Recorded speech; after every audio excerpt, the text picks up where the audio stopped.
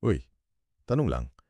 Pwede ka pa bang makasuhan ng bigamy kahit na anal pala yung una mong kasal, pero naanal lang after ka na nagpakasal ulit?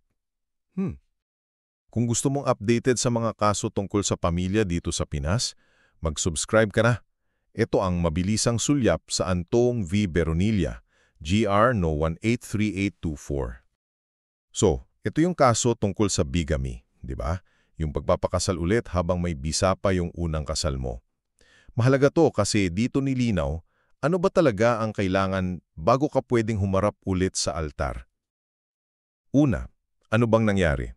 Si Leo Beronilla kinasal kay Myrna Anton noong 1978.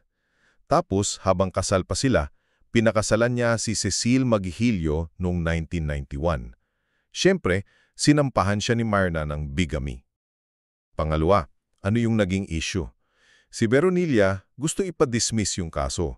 Sabi niya, hey, na-declare na null and void yung kasal namin ni Myrna noong 2007.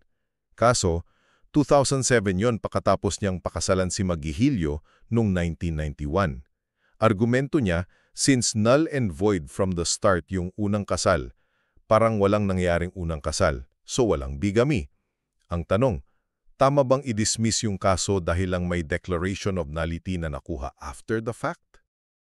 Pangatlo, ang sabi ng Korte Suprema, maliraw yung pag-dismiss. Kailangan daw, based sa Article 40 ng Family Code, may final na desisyon ng Korte na nagsasabing null and void ang unang kasal bago ka pa man magpakasal ulit. Kahit pasabihing void ab initio yung una, nagawa na yung krimen nung nagpakasal siya sa pangalawa nang walang hawak na court order.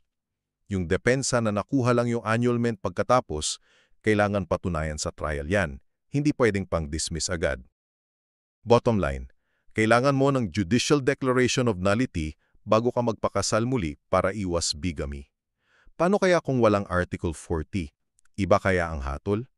Mag-subscribe ka para laging updated sa family law dito.